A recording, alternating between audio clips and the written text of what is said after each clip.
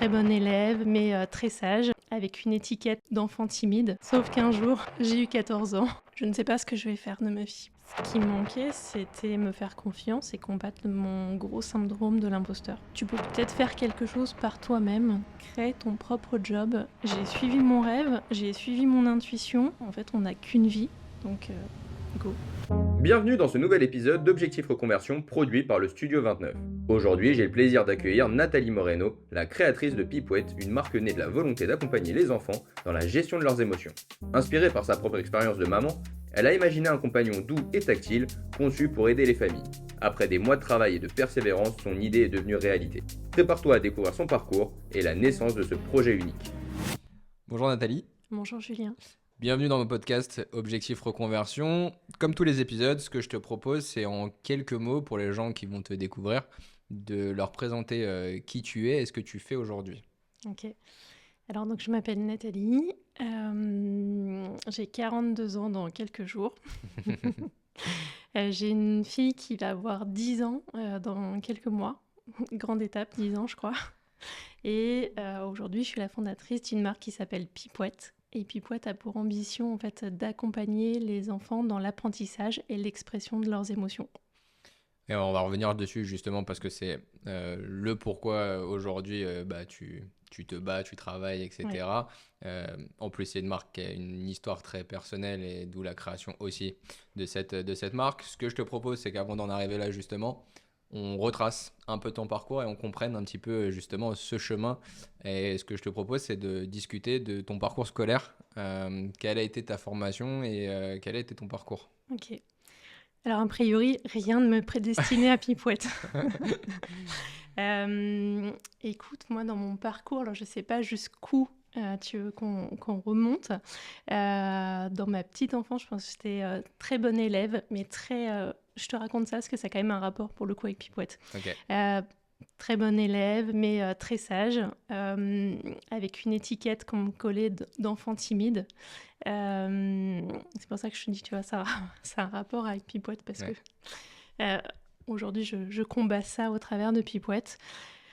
Donc, parcours, je dirais, classique, lisse, tu vois. Ma mère me dit toujours, ta maîtresse de CE2 avait dit, Nathalie, avec toi, il n'y aura jamais de problème. Sauf qu'un jour, j'ai eu 14 ans, j'étais ado. Et il y a eu des problèmes. Il y a eu pas de gros problèmes, mais un peu de rébellion dans cette période-là. Il se trouvait que dans mon histoire personnelle, à ce moment-là de ma vie, mes parents ont divorcé.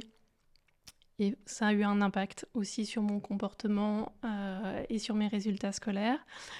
Après, au lycée, j'ai choisi une voie qui, à l'époque, s'appelait sciences médico-sociales. Je crois que ça n'existe plus à l'heure actuelle, parce que je suis un peu vieille. Ça a changé de nom. Pour le coup, je suis un peu plus jeune et j'ai fait aussi option sciences médico-sociales à l'époque. C'est drôle. Mais je pensais qu'on allait faire des maths. Je ne savais pas en gros ce qu'il y avait à l'intérieur de cette matière-là. J'ai choisi cette option-là, donc pour l'anecdote. C'est rigolo. Mais oui, je crois que ça existe toujours, mais les lettres ne sont plus les mêmes. Avant, c'était SMS et maintenant, c'est un autre nom. Donc, j'ai fait SMS. Je voulais faire assistante sociale à l'époque. Et finalement, en fait, quand j'ai passé le concours à l'oral, le jury m'a dit super, mais revenez dans 5 ans. Parce qu'aujourd'hui, on a besoin de personnes qui sont hyper matures et qui ont déjà été confrontées, entre guillemets, un peu à des situations de vie un peu plus difficiles. Ouais, qui ont de l'expérience de vie plus Exactement. que... Ouais. Donc, ce que humainement, je comprends. Mais du coup, c'était un peu dur à l'époque parce que j'avais l'impression de me retrouver un peu coincée dans une espèce de voie de garage. Parce que tu le sais, quand tu fais SMS, finalement, si tu restes un peu dans la lignée, t'as pas trop de choix. Enfin, t'avais, je sais pas toi, dans ta classe, moi j'avais quasiment 90% des élèves qui voulaient faire infirmière à l'époque. Ouais.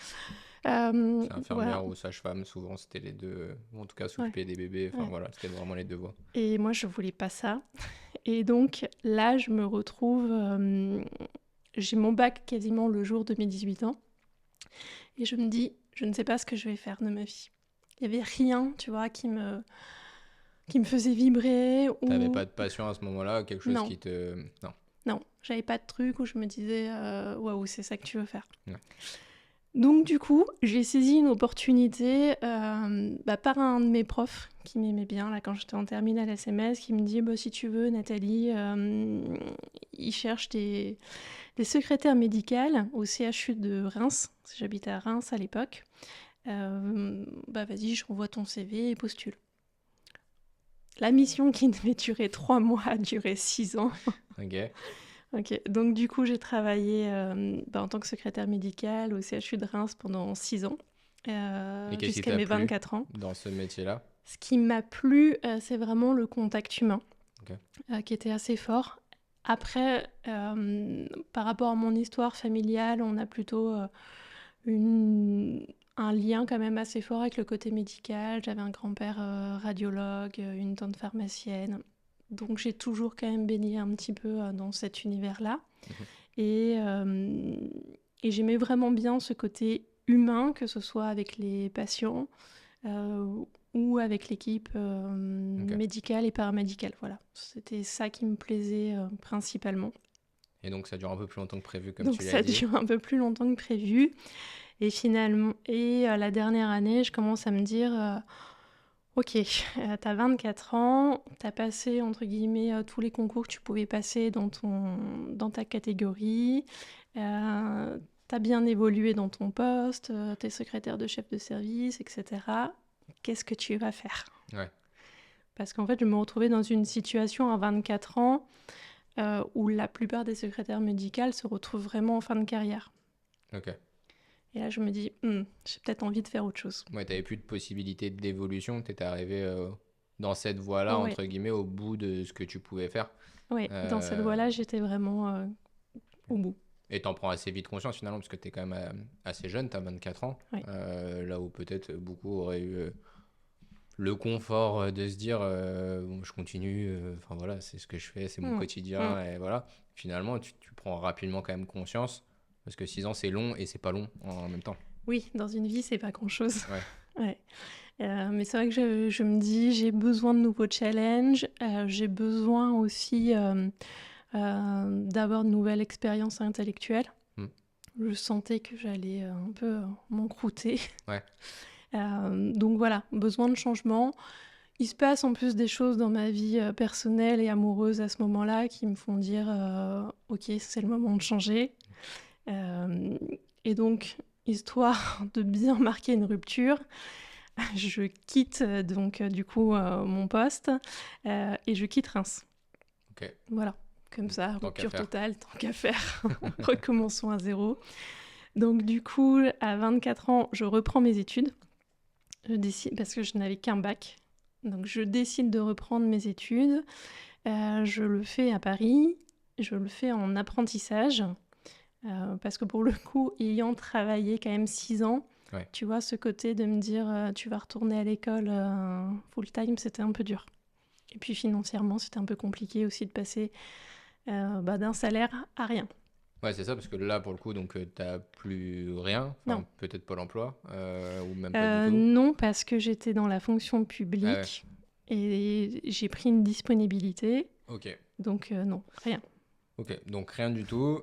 Là, donc tu reviens sur Paris. T'es seul, en couple, t'habites Non, je suis seule. T'es Ouais, seule. ouais, je suis seule. Je me prends un petit studio rue de Rochechouart dans le 9e, 18 Ok. mètres carrés. Le classique. Voilà. Et donc là, tu redémarres, tu te relances dans les études. Donc Ouais. déjà, tu as ce courage-là de te relancer dans les études. C'est pas toujours évident. Il y en a qui disent ils seraient prêts à faire des études toute leur vie, mais il y en a d'autres, c'est un peu plus dur d'y retourner. Et là, dans quoi? Donc tu décides de te relancer. Alors pour le coup, là je me fais quand même mon petit filet de sécurité et je me dis, fais un BTS, pareil ça s'appelle plus comme ça, mais à l'époque c'était, je crois, office manager ou assistante de direction, enfin, je Ok. sais plus. Donc je me dis, je reste quand même dans ce que je sais faire pour pas tout changer non plus. Ouais. Alors ça c'est officiellement parce que en fait dans les faits j'ai la chance de pouvoir trouver un poste où je fais 0 assistanat et j'accompagne en fait les expatriés d'un grand groupe dans leur expatriation. D'accord. Voilà. Donc en soi, poste hyper intéressant. C'est juste dans mes études, je, je fais de l'assistanat, entre guillemets. Ok. Mais pas dans mon poste salarié. Et là-dessus, tu retrouves une dynamique, entre guillemets, que tu avais peut-être un peu perdue avec ton ancien poste. Est-ce que ça te réépanouit tout de suite de te retrouver dans un nouveau domaine, de réapprendre des choses, peut-être de découvrir de nouvelles choses, des nouveaux process, principes. Comment tu le vis à ce moment-là? Ouais, je le vis super bien. C'est une phase top de ma vie. En soi, j'ai 24 ans, je viens d'arriver à Paris, je me fais tout de suite des nouvelles copines. Ouais. Je suis seule, je sors. C'est la belle vie. Ouais, tout va bien. Ouais, tout va bien. Donc, non, période hyper épanouissante. Ça se passe hyper bien dans mes études, ça se passe bien au boulot. J'adore cette nouvelle vie. Ok. Ouais. Et donc là, tu découvres ça, tu découvres ce nouveau job. Ça dure combien de temps? Et est-ce que justement, là, dans ce domaine-là, et dans ce nouvel univers, est-ce que tout de suite, tu te projettes, tu vois des potentielles perspectives d'évolution? Est-ce que tu projettes un peu plus loin que juste cette période-là? Je pense que très vite, je me projette quand même plus loin que cette période-là. Je me dis que c'est une transition, mais je me dis pas, ouais, dans 10 ans, tu seras encore là. Ouais. Mm. Et justement, comment tu vois les choses par rapport à ça et comment tu construis ça justement pas à pas? Écoute, je crois que les choses, elles se sont faites assez naturellement, avec des rencontres, etc. Donc, cette période, elle dure 2 ans, D'accord? parce que c'était un BTS, donc ça dure 2 ans. Au bout de la première année, forcément, je me pose la question de qu'est-ce que tu vas faire dans un an? Ouais. Et la réponse apparaît assez vite, de me dire, bah, tu vas continuer tes études. Ok. Donc tu prolonges. Donc du coup, je prolonge. Ok. Donc moi qui avais arrêté mes études à 18, je me dis... Donc là, je repars ensuite sur de nouveau 3 ans d'études. Ok. Oui, tu fais pas les choses à moitié. Non, Quand donc tu repars, on y voilà, repart je me vraiment, dis, quoi. je Ok. repars vraiment. Donc je repars pour 3 ans d'études. Cette fois-ci, donc j'intègre une école de commerce. Ok. Toujours en apprentissage. Et je change complètement de poste. Sur mon poste d'apprentissage, je pars faire du commercial dans le secteur de la santé. Donc je reviens quand même... Tu gardes un lien avec la santé. Ouais, je garde un lien parce que ça me manquait un peu malgré tout. Mais je reste dans le grand groupe dans lequel j'étais. Et qu'est-ce qui t'intéresse justement? Parce que là, on voit que tu bascules donc côté commercial, qui potentiellement a quand même un autre cerveau, une autre dynamique, une autre manière de voir les choses aussi. C'est plus particulier, entre guillemets, le Ouais. commercial. Il y a cette notion aussi de challenge, de chiffres, voilà, de concurrence. Enfin bref. Comment justement tu en viens à basculer d'un truc très, pas classique, mais très organisé, ordonné, etc., à le truc de se dire, je veux aller dans ce domaine plutôt commercial et donc de devenir commercial. Alors je pense que tu as dit un mot qui était hyper important, c'est le mot challenge. J'avais envie de me confronter à quelque chose de complètement nouveau que je ne connaissais pas et savoir si ça allait me plaire ou pas. Et je pense que c'était, en tout cas, un de mes objectifs était de sortir de cette étiquette d'assistanat. Ok. Parce que pour le coup, au bout des 2 ans, je savais que je ne voulais pas rester dans ce monde de l'assistanat. Voilà. Et donc là, tu fais, comme tu fais pas les choses à moitié, tu te rajoutes 3 ans d'études. Ouais. Ça va, tu le vis bien Oui, je le vis bien. Et en fait, à chaque fois, il s'est trouvé que dans ma classe, que ce soit en BTS ou en école de commerce, je me fais très vite une copine, les 2 fois, qui a mon âge, un peu un parcours de vie similaire. Ok. Donc du coup, voilà, Ouais, t'es pas toute seule. non, je me sens pas seule. Et puis le fait d'être en apprentissage, tu sais, sur ce tempo, en fait, 2 jours école et 3 jours entreprise, finalement, c'est un rythme où les choses, elles passent très vite et t'as pas le temps de t'installer dans une routine et de te lasser de quelque chose. Et donc ça dure 3 ans, tu apprends ton nouveau métier, ton nouveau domaine. sorti de ces 3 ans, qu'est-ce qui se passe? Quels sont les débouchés que tu obtiens grâce à ça? Alors cette fois-ci, j'arrête mes études. Je me dis, j'ai 29 ans. J'ai fait 5 ans d'études, c'est bien. Donc, à l'issue de cette fin d'études, je trouve un poste très vite dans une boîte un peu concurrente dans laquelle j'étais et je fais le même poste. Ok. Voilà, j'occupe le même poste, je passe sur les Champs-Élysées. Et tu le vis bien, ce nouveau métier justement de commercial que tu as découvert et que, donc, grâce à cette école de commerce, etc., tu, tu te sens épanoui dans ce nouveau secteur, parce que finalement, c'est un nouveau secteur. Mm. Est-ce que tu avais cette notion de challenge? Est-ce que le challenge est réussi, en tout cas dans l'épanouissement et dans le plaisir sur ce job? Si je suis honnête, vraiment non. C'est le principe. Ouais, non. Ok. Non. Et pour quelle raison, justement? C'est ça qui est intéressant. Alors, en fait, quand j'étais dans ce poste-là, j'étais sur un poste où il y avait énormément de prospection. C'était vraiment dans le dur, tu vois. Mm. Et je sais que c'est pas fait pour moi. Voilà, c'est pas ma personnalité. Je m'en aperçois assez vite. J'ai des bons résultats. Ça se passe bien avec l'équipe. Il n'y a pas de souci. Mais moi, personnellement, à l'intérieur de moi, je me dis, ouais, ça va pas le faire. Et ça, tu le sais tout de suite. Oui, assez vite. Oui. Et malgré tout, ça dure combien de temps? Cette expérience, elle dure 6 mois. Ok. Et après, alors je reste sur un poste de commercial, mais c'est un poste complètement différent, parce que je vais déjà dans un secteur qui est différent, dans le secteur de la formation professionnelle.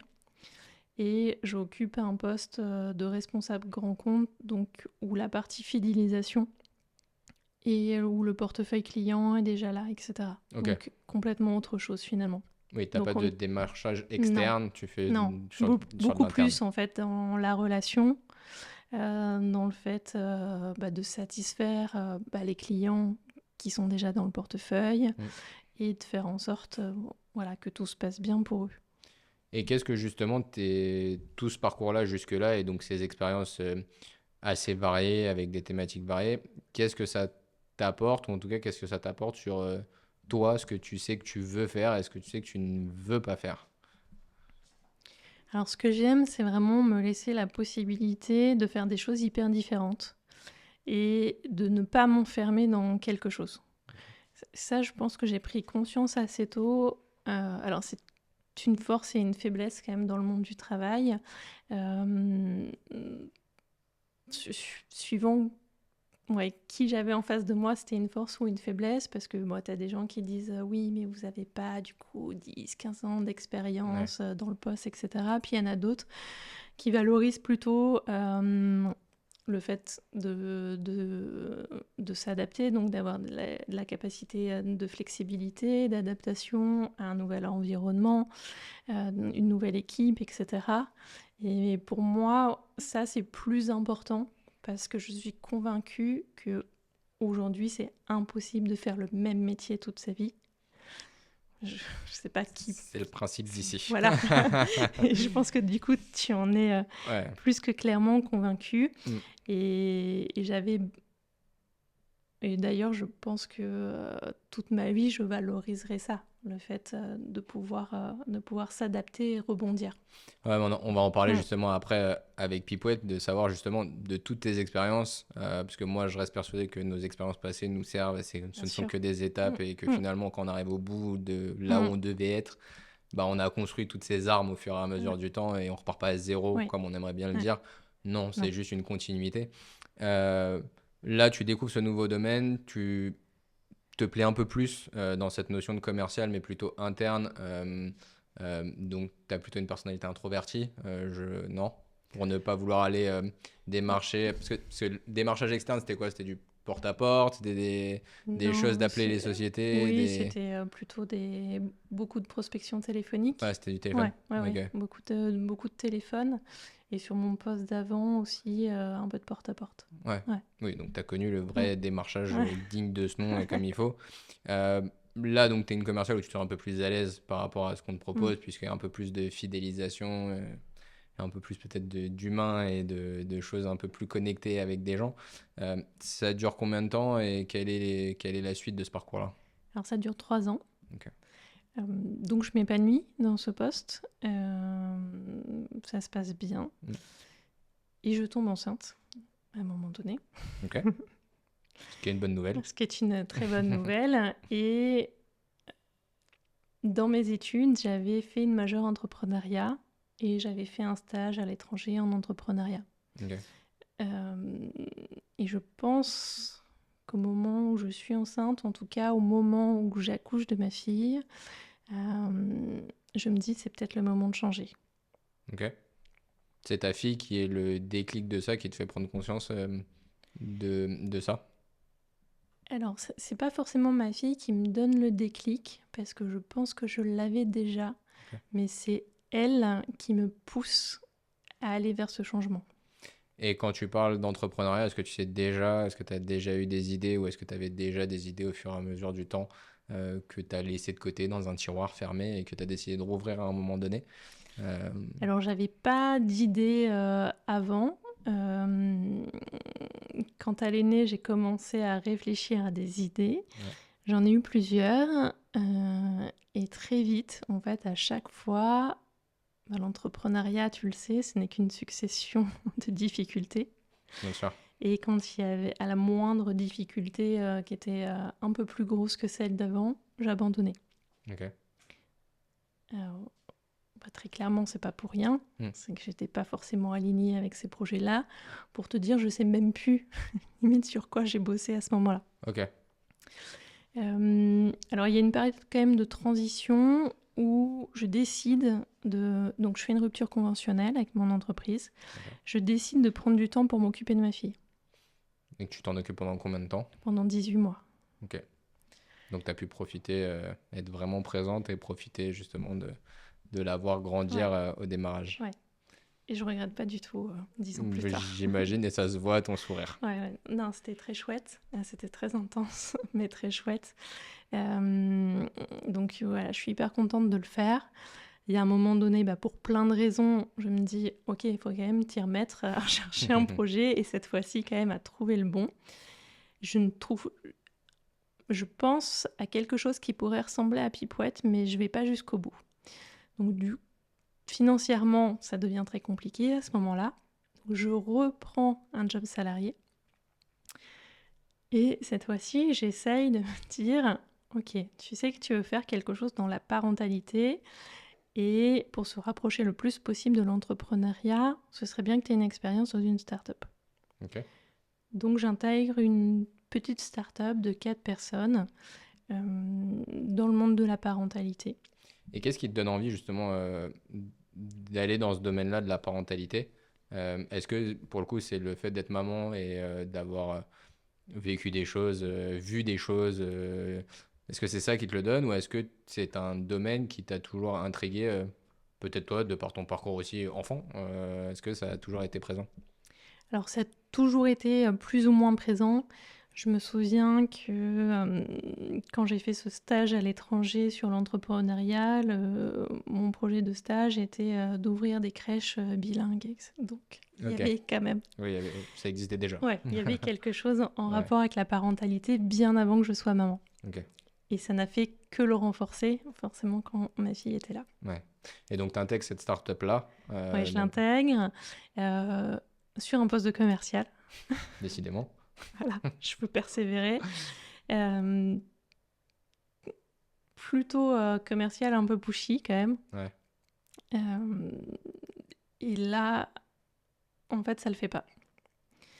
Ça le fait pas à plein de niveaux. Déjà, je suis la seule maman dans l'équipe. Ok. Je me sens hyper en décalage avec les autres. Et en fait, l'univers, là, me met plein de bâtons dans les roues. En fait, je ne signe aucun contrat. Okay. Je suis à chaque fois, à ça de signer. Il y a toujours un truc qui fait que ça ne le fait pas. Donc, qu'est-ce qui se passe ? Voilà, petite start-up, pas beaucoup de moyens, il faut que l'argent rentre, etc. Donc, je me fais licencier.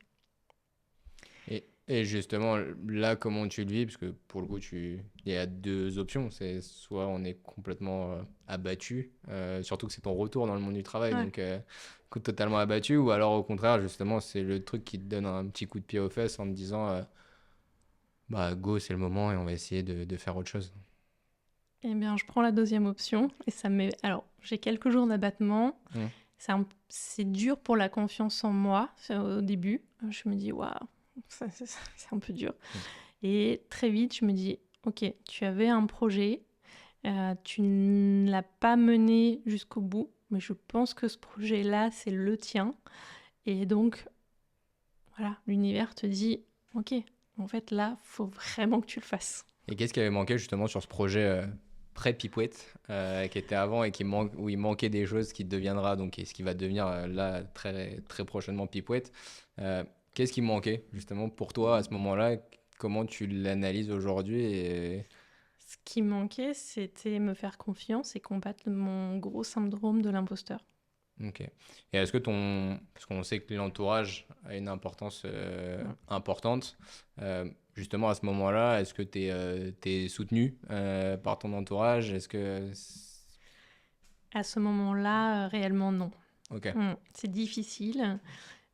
C'est difficile parce que je ne viens pas du tout d'une famille d'entrepreneurs. Ma mère m'aime beaucoup, mais a très peur que j'échoue. Ok. Donc, elle me freine plutôt. Et mon mari... Bon, je ne sais pas s'il écoutera l'épisode. Mais alors, mon mari ne me met pas de bâton dans les roues, mais me dit à ce moment-là, tu fais ce que tu veux. C'est Mais... ta vie. Je ne t'empêcherai pas de le faire, mais tu te débrouilles. Je veux pas en entendre parler. Ok. Réussis-le. Si tu veux, si c'est ça que tu dois faire, fais-le. Mais C'est pas des bâtons dans les roues, débrouille-toi, mais on quoi. n'a pas un soutien diabolique non plus, là. Ouais, Ok. voilà, c'est ça. Donc je me retrouve assez seule. J'ai pas dans mon entourage aussi amical d'entrepreneurs. Donc je me sens très seule dans ce moment-là. Et comment se passe justement la création de Pipouette? Parce que, bah, nous, comme on le voit, t'es seul et tu vas porter un projet. Comment tu le crées? Comment tu t'organises? Comment justement bah, franchis les barrières qu'on connaît les unes après les autres, créer sa société, enfin bref, tout quoi. Comment tu te construis? À ce moment-là, je me dis en fait, tu n'auras pas 1000 opportunités dans ta vie de créer cette boîte. Donc là, tu es un peu au creux de la vague, mais tu peux le faire. Donc, je voulais à tout prix en fait monter cette société pour me dire si tu dois reprendre un poste salarié, tu le fais en ayant essayé de monter ta boîte, et ce que je ne voulais absolument pas, c'était d'avoir des regrets. Donc, Mais là, tu en as conscience à ce moment-là. oui. Et est-ce que tu penses que c'est justement cette expérience et le phénomène d'avoir peut-être fait la- le travail de trop ou tu vois, de faire cette Mm. expérience, la dernière, celle de trop finalement, qui te permet de te dire je veux plus. Oui, oui, très clairement. Et puis, vraiment, je dis ce truc de me dire, tu peux peut-être faire quelque chose par toi-même. Tu n'es pas obligé d'attendre les autres. Crée ton propre job et celui qui te conviendra, puisque à chaque fois, dans toutes mes expériences, même si officiellement ça se passait bien, moi, il me manquait toujours quelque chose et je ne me sentais pas à 100% à ma place. Et donc là, tu décides de créer donc Pipouette. Oui. Pour le coup, d'où te vient cette idée de Pipouette? Comment, bah justement, tu te dis, comment tu choisis le nom déjà? Pourquoi Pipouette? Et pourquoi ce projet-là? Qu'est-ce qui t'a animé pour porter ce projet-là? Alors, le nom de Pipouette, c'est ma fille qui l'a trouvé. Je me suis dit un jour, elle va me demander des royalties. Elle aurait bien raison. Et alors, elle l'a trouvé, je me rappelle très très bien la scène. On était tous les trois un samedi midi en train de déjeuner chez nous. Je lui dis, tu sais, donc maman, on va faire ça. Comment tu aimerais que ça s'appelle? Et là, elle avait 2 ans et demi. Elle dit Pipouette. Ok. Et moi, tu sais, je tergiversais avec des noms. Je voulais qu'il y ait un truc en rapport avec les émotions, Ouais. etc. Enfin, tu sais ce que c'est de trouver un nom, c'est quand Ah même ouais, un gros c'est casse-tête. très compliqué. Ça me prenait la tête, Ouais. littéralement. Et elle a tellement dit ce mot pipouette complètement spontanément. Mais jamais elle avait prononcé le mot pipouette. Je ne sais pas d'où c'est sorti, vraiment. Je ne sais pas. Mais elle a dit ça comme une évidence. Et je me suis dit, ok, go. Ce projet-là, tu l'as fait au départ pour ta fille. C'est à destination des enfants. Ce nom, les enfants, ils vont l'aimer, ils vont le reconnaître, ils vont le répéter. Donc arrête de te prendre la tête avec des considérations d'adulte et ça sera pipouette. Oui, finalement, la personne à qui était réellement destinée Pipouette, bah, c'est à ta fille. Et donc, Ouais. finalement, elle n'était que le reflet de ce qu'allaient penser les autres enfants et les autres petits garçons, petites filles, etc. Et tu dis que tu as créé ça donc, aussi pour ta fille. Explique-nous un petit peu justement ce pourquoi. Alors, ma fille, elle est née avec beaucoup, beaucoup d'émotions, tout de suite. Alors, tu vas me dire que tous les enfants ressentent des émotions. Mais elle, je sais pas, ça a été très intense et très vif tout de suite dans son mode de communication. Et bon, au départ, tu vois, premier enfant, j'avais pas forcément de copines qui habitaient à côté de chez moi, qui avaient des enfants. Donc bon, tout, les premiers mois se passent et tout. Et à un moment donné, je me dis, ouf, c'est quand même c'est un sujet plus qu'un autre quand même chez nous. Donc j'ai commencé à m'intéresser au sujet des émotions parce que je voulais l'accompagner elle. Et finalement, très vite, je me suis aperçue aussi que je voulais m'accompagner moi. Alors moi, dans mes propres émotions d'adulte et dans ce qu'elle me renvoyait aussi et comment accompagner ma parentalité. Hmm. Parce que je pense que j'avais nié beaucoup d'émotions. Et pour faire écho à ce qu'on se disait au début, j'étais toujours, moi, cette petite fille très sage et à sa place. Ouais. Donc il y avait des émotions qui n'étaient pas vraiment autorisées. Donc, en fait, tu fais au travers de Pipouette quelque chose pour aider ta fille et quasiment ça se transforme aussi en sorte de thérapie un peu Oui, pour toi. oui, Et tu le sais tout de suite que enfin, c'est en le faisant que tu te rends compte que finalement ça a un impact aussi sur toi. oui, oui, oui. Je me dis, et c'est très clairement, ça va être pour elle, mais ça va être pour moi aussi. Ok.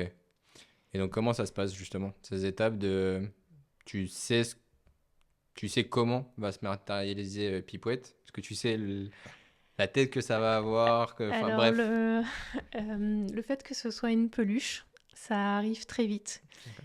Ça arrive très vite parce que j'observe ma fille qui, depuis toute petite, adore les peluches, les doudous. Encore maintenant, à 10 ans, je pense que si chaque fois qu'on voyait une nouvelle peluche, on pouvait l'acheter. Ok. Elle adorait. On en a une à la maison aussi.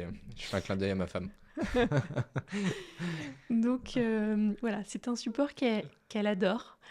Et en y réfléchissant, je me dis, en dehors du fait qu'elle l'adore, c'est un support qui est connu et qui est hyper rassurant pour quasiment tous les enfants. Mm. Il y a très très peu d'enfants qui n'ont pas eu au moins une peluche, un cadeau doudou à leur naissance. Donc c'est un support qu'ils connaissent et qui est interactif. Ouais. On se replonge quand même à l'époque où sur les émotions pour les enfants, il n'y a pas grand-chose. Il y a des livres qui existent, mais il n'y a pas de livre pour les tout petits.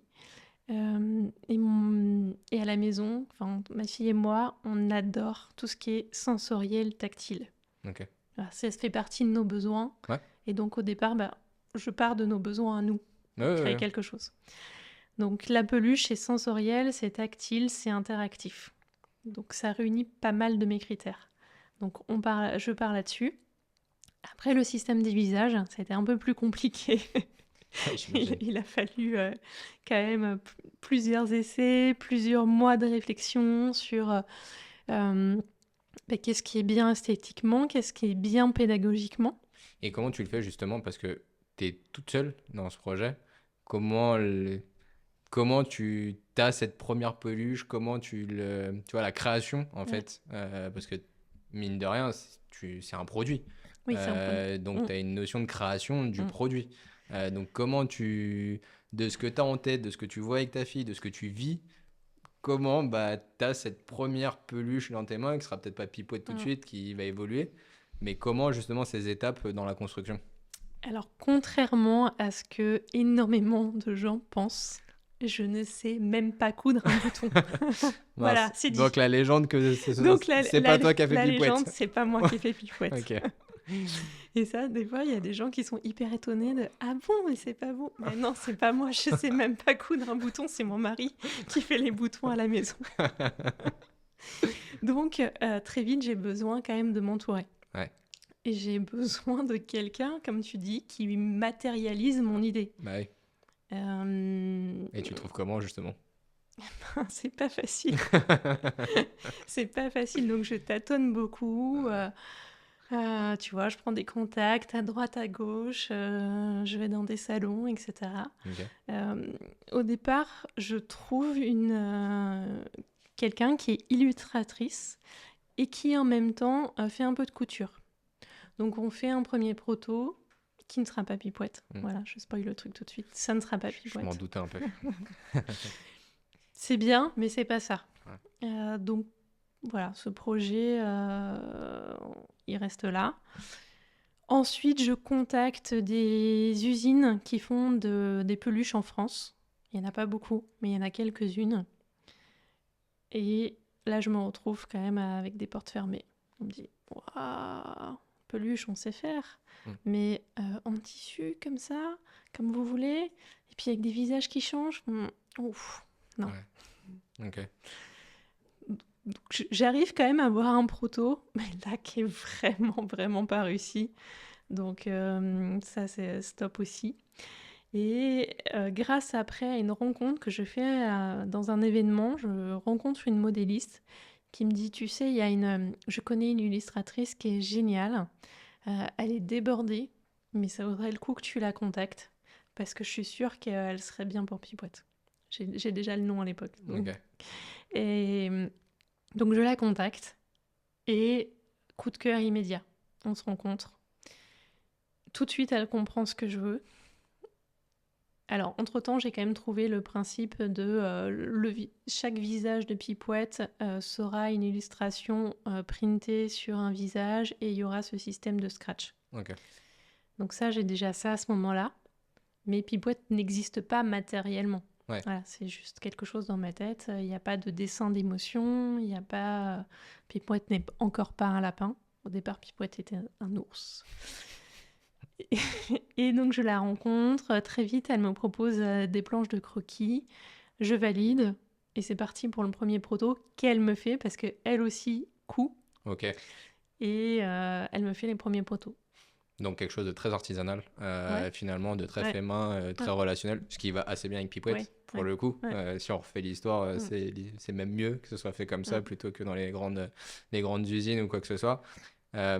Qu'est-ce que tu ressens la première fois que justement tu vois Pipouette? Parce que des mois de travail et des mois de réflexion et de ce que tu as dans la tête.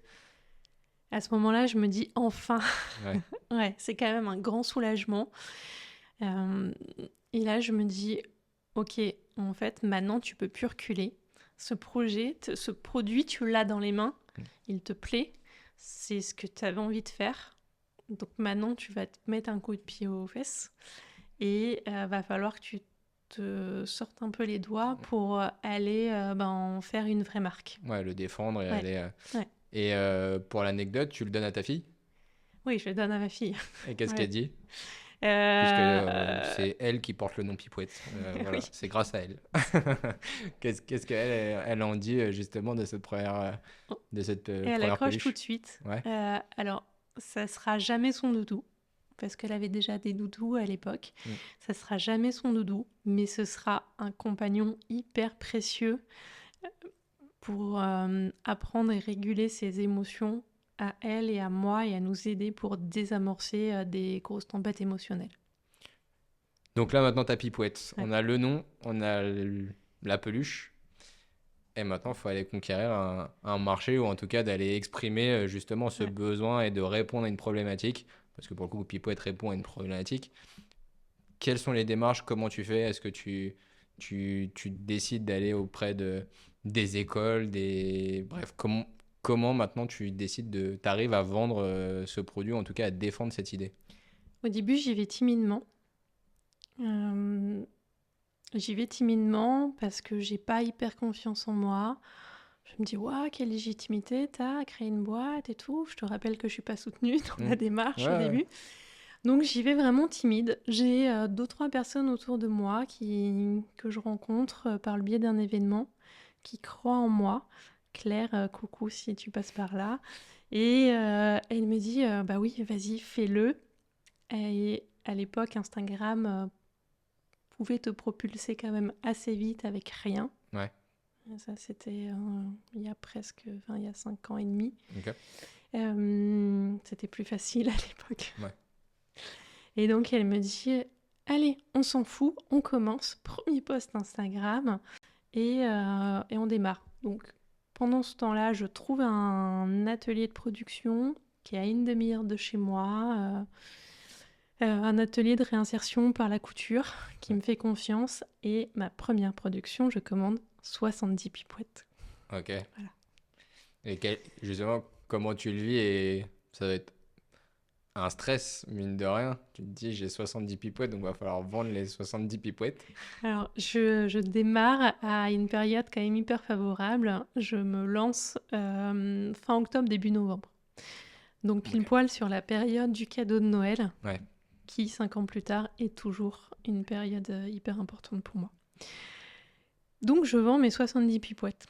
Et tu les vends au travers des réseaux sociaux Je ou... ne vends que sur Instagram, je n'ai Ok. pas de site internet. Je fais 1 ou 2 événements dans le monde de l'enfance.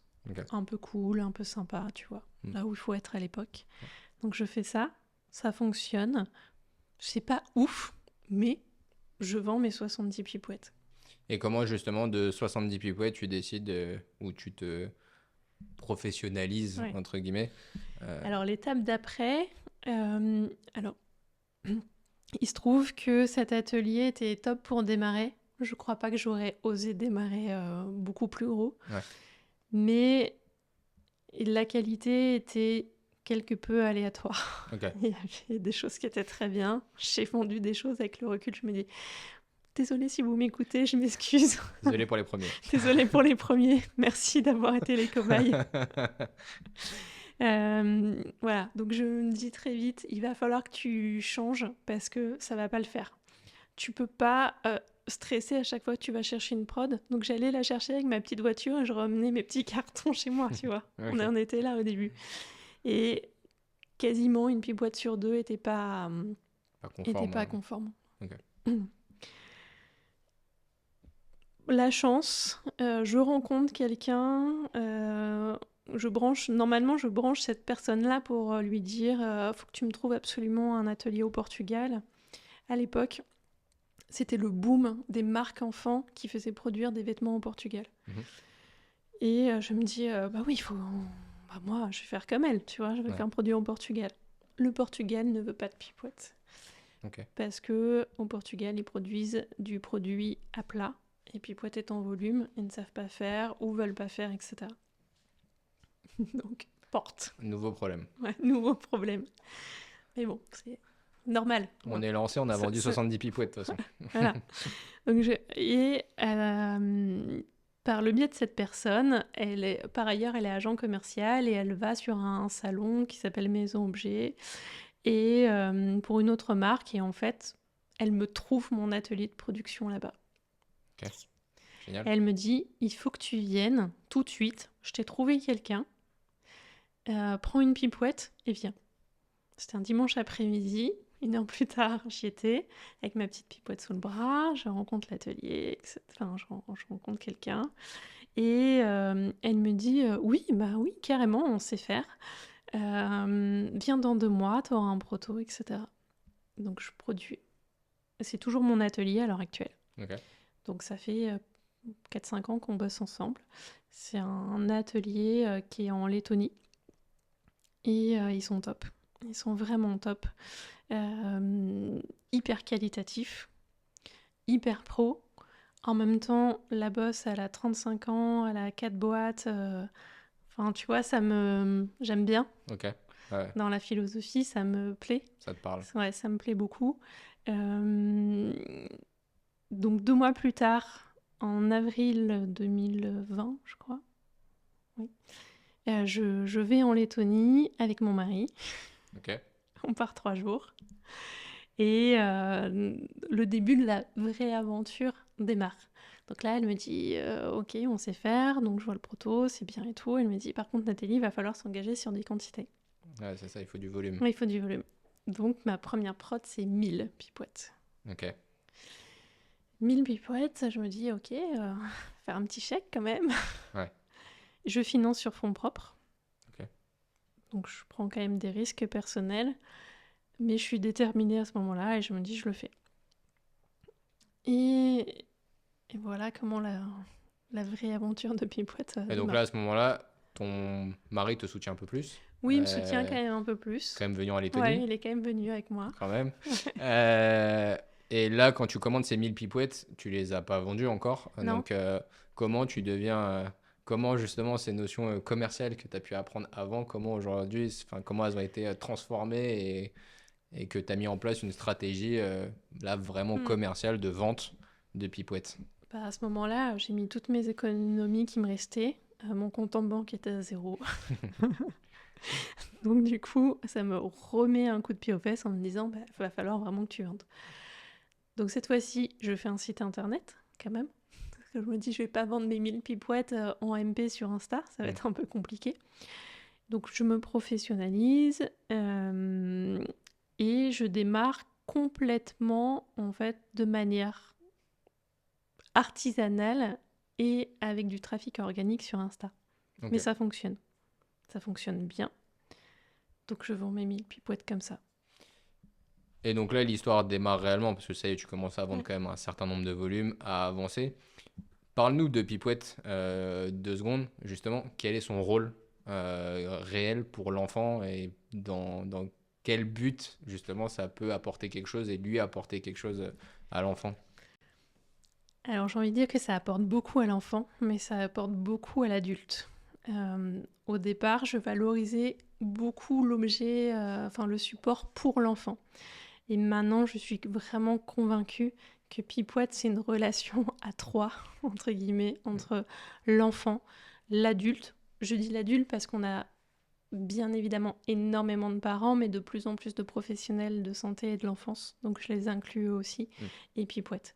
Et c'est dans ce trio-là que les choses elles vont fonctionner pour que Pipouette, en fait, ce n'est rien d'autre au fond qu'un coup de pouce, qu'une aide, qu'un support bienveillant qui te permet en fait de faciliter la communication avec entre l'enfant et l'adulte.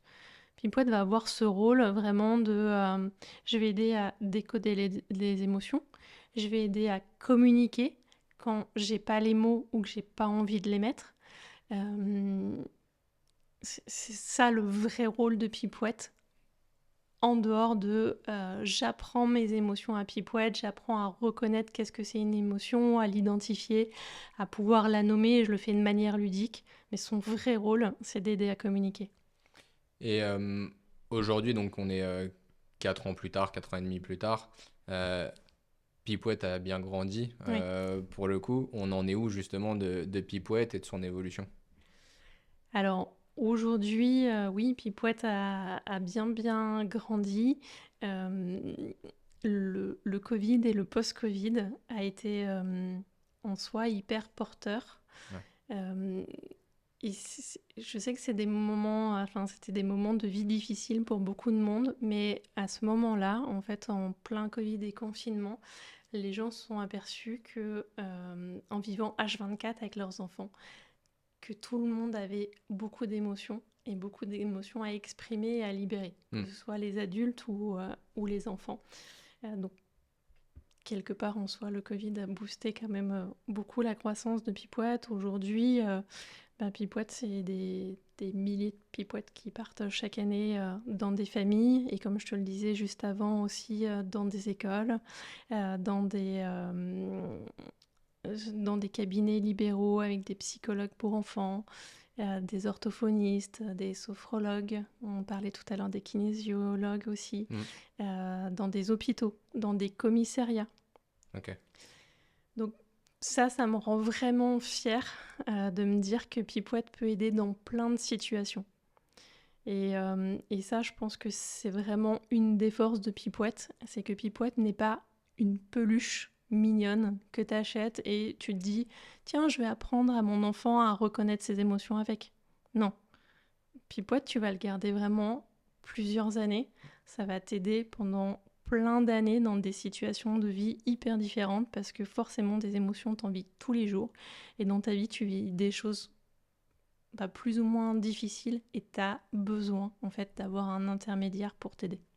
Et où est-ce qu'aujourd'hui on peut se procurer Pipouette? Alors sur notre site internet, donc pipouette.com. On mettra tout ça en description. Principalement, essentiellement sur notre site internet. Ok.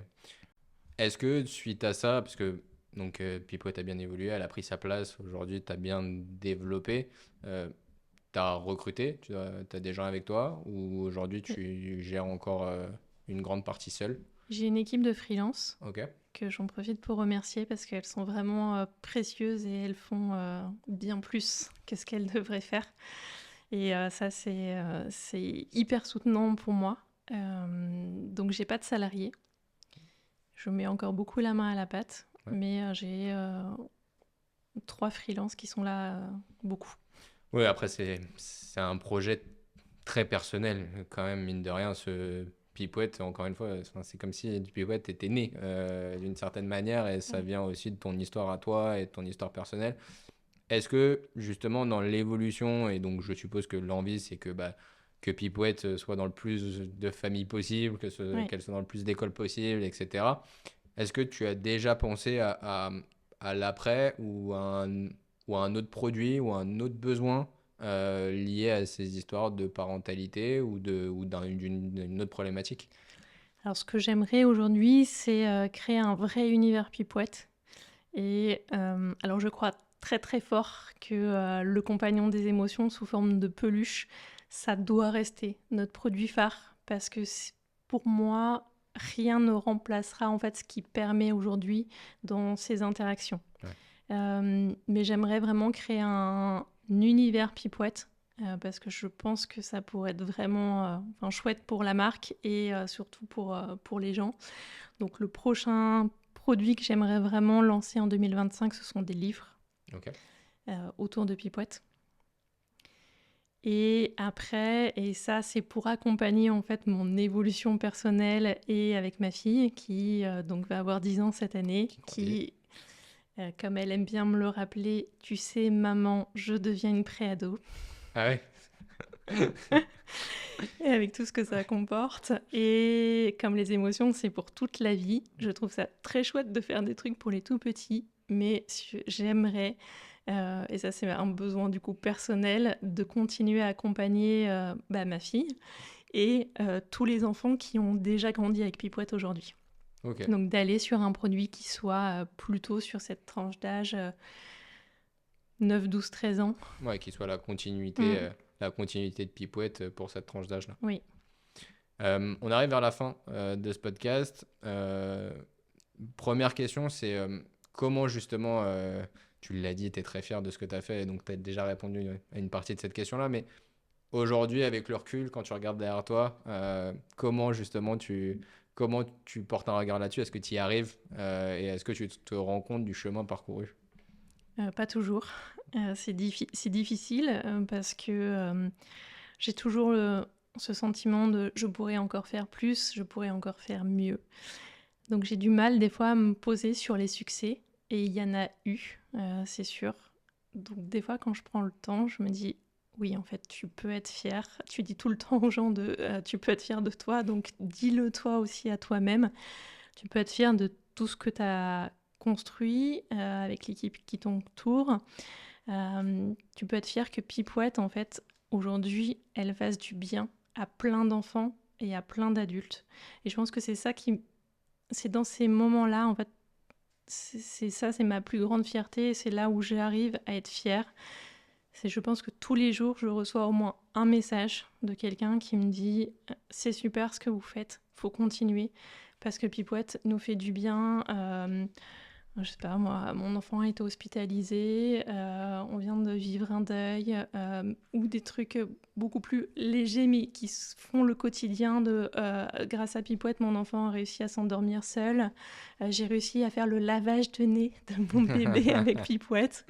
Voilà, et tout ça, c'est ça qui me porte au quotidien dans l'aventure et qui me rend fière. Ouais, c'est ce qui te donne du sens aussi, encore une fois, dans ce projet très, très personnel et donc forcément lié avec beaucoup d'émotions. Et c'est aussi le but de Pipouette. Dernière question, justement, donc t'as toujours été active, t'as fait beaucoup de boulot. Oui, je ne crois pas à une carrière linéaire, etc.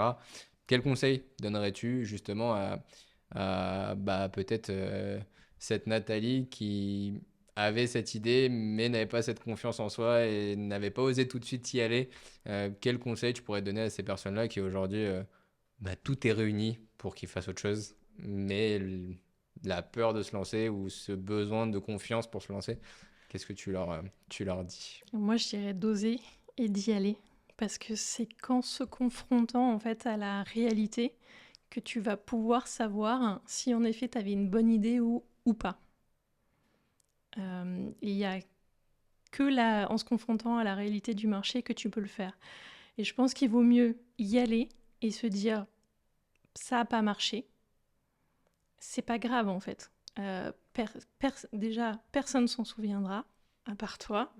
Ça ne présage en rien de l'avenir. Tu vas peut-être remonter demain une boîte qui va tout défoncer sur le marché et ça sera génial. Et même si c'est pas le cas, et même si tu reprends un job de salarié, tu pourras te dire « Waouh, je l'ai fait, j'ai osé, j'ai suivi mon rêve, j'ai suivi mon intuition et j'ai pas de regrets. » Et je pense que c'est ça le plus important. En fait, on n'a qu'une vie, donc go. Alors, je suis d'accord avec ça. Ce que je te propose, je vais te laisser le mot de la fin, de dire pourquoi chaque famille doit avoir Pipouette chez soi. Et puis nous, comme ça, on mettra le lien à la fin et en espérant que plein de gens, que Pipouette fasse le bonheur de plein de gens, plein d'enfants et plein d'adultes aussi, parce que tu l'as précisé, ça fait autant de bien pour les adultes. Alors pourquoi chaque famille doit avoir Pipouette? C'est une très bonne question. Ouais. Désolé, elle est venue à la fin. Ce que je pense fondamentalement, c'est qu'on vit tous avec nos émotions toute notre vie. Et en fait, offrir Pipouette à un enfant, je pense que c'est lui faire un des plus beaux cadeaux qu'un parent peut lui faire, c'est lui donner confiance en lui, lui passer le message que ses émotions sont ses amies, qu'elles sont là pour l'aider et qu'elles vont être des alliés pour lui toute sa vie. Et franchement, si on peut éviter à des adultes aujourd'hui qui ont 30, 40, 50, 70 ans de ne pas oser communiquer, de nier complètement leurs émotions au point de bousiller leur santé mentale, leur santé physique, je pense que ça vaut bien d'avoir une Pipouette dans sa vie.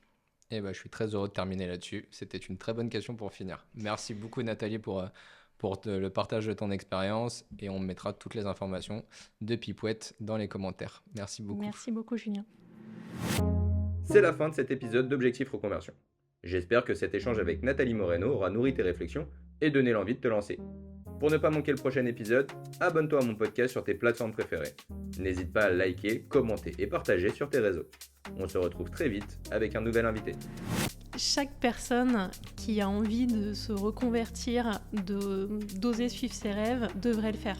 Je pense que l'émotion qui se génère en fait d'avoir osé franchir le cap, on peut pas la décrire tant qu'on l'a pas vécu, donc faut foncer.